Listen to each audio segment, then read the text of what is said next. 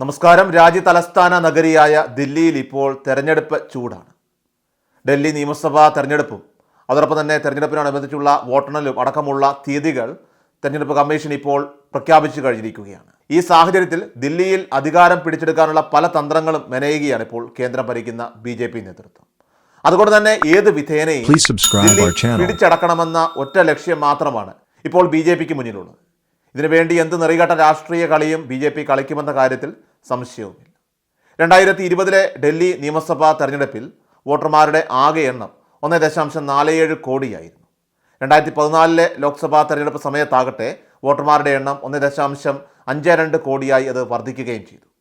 കഴിഞ്ഞ വർഷത്തിനുള്ളിൽ വർദ്ധിച്ച വോട്ടർമാരുടെ എണ്ണം വെറും 5 ലക്ഷം മാത്രമാണ്. അങ്ങനെയിരിക്കെ ഡൽഹി തെരഞ്ഞെടുപ്പ് തീയതിയും വോട്ടെണ്ണലും സംബന്ധിച്ചുള്ള കൃത്യമായിട്ടുള്ള വിവരം ഇപ്പോൾ തെരഞ്ഞെടുപ്പ് കമ്മീഷൻ പുറത്തുവിട്ടതിന് തൊട്ടു പിന്നാലെ മറ്റൊരു പ്രധാന വാർത്തയാണ് ഇപ്പോൾ ഏറെ ചർച്ചയായി മാറിയിരിക്കുന്നത്.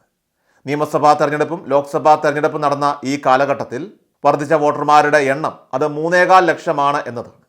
ഇതിൽ പേര് വെട്ടിക്കളഞ്ഞ വോട്ടർമാരുടെ എണ്ണം കൂടെ ഉൾപ്പെടുത്തിയാൽ പുതുതായിട്ട് ഉൾപ്പെടുത്തിയ വോട്ടർമാരുടെ എണ്ണം വർദ്ധിക്കുമെന്ന കാര്യം സംശയമില്ലാത്ത കാര്യമാണ്. ഡൽഹി നിയമസഭാ തെരഞ്ഞെടുപ്പിൽ കള്ളക്കളി കളിച്ച് ജയിക്കാനുള്ള എല്ലാ അജണ്ടകളും ഇതിനോടകം തന്നെ BJP സെറ്റ് ചെയ്ത് വെച്ചിരിക്കുകയാണെന്നത് ഇതുവഴി ഇപ്പോൾ വ്യക്തമായിരിക്കുകയാണ്. വോട്ട് ഇരട്ടിപ്പ് അടക്കമുള്ള BJPയുടെ കള്ളക്കളികൾ റിപ്പോർട്ട് സഹിതം കയ്യോടെ പൊക്കിയിരിക്കുകയാണ് ഇപ്പോൾ കോൺഗ്രസ് നേതൃത്വം. മുഖ്യ തെരഞ്ഞെടുപ്പ് കമ്മീഷണർ രാജീവ് കുമാറിൻ്റെ കൈകളിൽ ഇതെല്ലാം തന്നെ ഇപ്പോൾ തെളിവ് സഹിതം കോൺഗ്രസ് സമർപ്പിക്കുകയും ചെയ്തിട്ടുണ്ട്. ഇതുമായി ബന്ധപ്പെട്ട ഹർജി ഇപ്പോൾ കോൺഗ്രസ് സുപ്രീം കോടതിയിൽ നൽകിയിരിക്കുകയാണ്.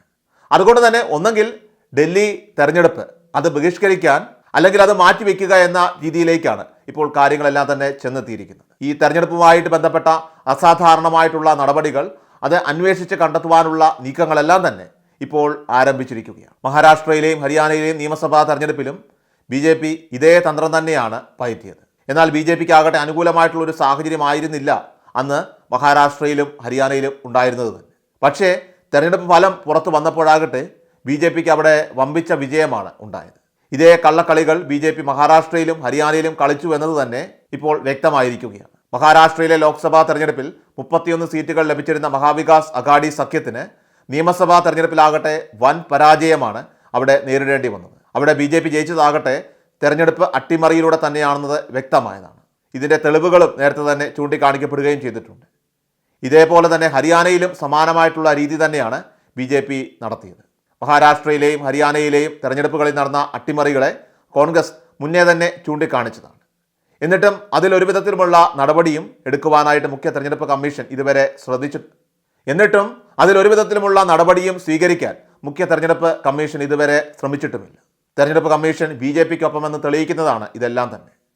എന്നാൽ ദില്ലി നിയമസഭാ തെരഞ്ഞെടുപ്പ് ഫെബ്രുവരി 5-ാം തീയതി നടക്കാനിരിക്കെ പുതിയ രാഷ്ട്രീയ കുടിലതന്ത്രങ്ങളൊക്കെ തന്നെ ഇപ്പോൾ തുടങ്ങിയിരിക്കുകയാണ് BJP. ദില്ലിയിൽ അധികാരം പിടിച്ചെടുക്കാൻ വേണ്ടിയിട്ട് എന്ത് വൃത്തികെട്ട രാഷ്ട്രീയം കളിക്കാനും BJP ഇവിടെ തയ്യാറാണ്. ഇത്തവണയും അധികാരം കൈക്കലാക്കാൻ വേണ്ടി BJP തെരഞ്ഞെടുപ്പിൽ അട്ടിമറി കാണിക്കുമെന്ന കാര്യത്തിൽ യാതൊരു സംശയവുമില്ല. കഴിഞ്ഞ നിയമസഭാ തെരഞ്ഞെടുപ്പിൽ 62 സീറ്റിൽ BJP പരാജയപ്പെട്ടിരുന്നു. ആകെ 8 സീറ്റ് മാത്രമാണ് BJPക്ക് നേടാനായത്. കഴിഞ്ഞ നിയമസഭാ തെരഞ്ഞെടുപ്പിലെ പരാജയം അതിപ്പോൾ BJPക്ക് മുന്നിൽ തന്നെയുണ്ട്. അതുകൊണ്ട് തന്നെ ഇത്തവണ എന്ത് വിധേനയും അധികാരം കൈക്കലാക്കണമെന്ന ഒറ്റ ലക്ഷ്യം മാത്രമേ BJPക്ക് മുന്നിലുള്ളൂ. എന്നാൽ BJP നേതാവ് തന്നെ ഇപ്പോൾ അവിടെ BJPക്ക് തിരിച്ചടിയായി മാറിയിരിക്കുകയാണ്. ദില്ലിയിലെ കൽക്കാജി മണ്ഡലത്തിലെ സ്ഥാനാർത്ഥിയായ രമേശ് ബിദുരു നടത്തിയ സ്ത്രീവിരുദ്ധ പരാമർശം അത് BJPയെ സംബന്ധിച്ചിപ്പോൾ ഒരു ചിമിട്ടൻ പണിയായി തന്നെ മാറിയിരിക്കുകയാണ്. ഇതിൻ്റെ ഭാഗമായി ദില്ലിയിലെ മുഴുവൻ സ്ത്രീകളും ഇപ്പോൾ BJPക്ക് എതിരാവുകയും ചെയ്തിരിക്കുകയാണ്. ബിദുരു നടത്തിയ പരാമർശങ്ങൾ ദില്ലിയിലെ BJPയുടെ സാധ്യതകളെല്ലാം തന്നെ വെട്ടിക്കുറയ്ക്കുമെന്ന കാര്യം ഇപ്പോൾ ഉറപ്പായി. അതുകൊണ്ട് തന്നെ ദില്ലിയിൽ അധികാരം കിട്ടുമോ എന്ന കാര്യത്തിൽ ഇപ്പോൾ BJPയെ സംബന്ധിച്ച് അവർക്ക് നല്ല ആശങ്കയുണ്ട്.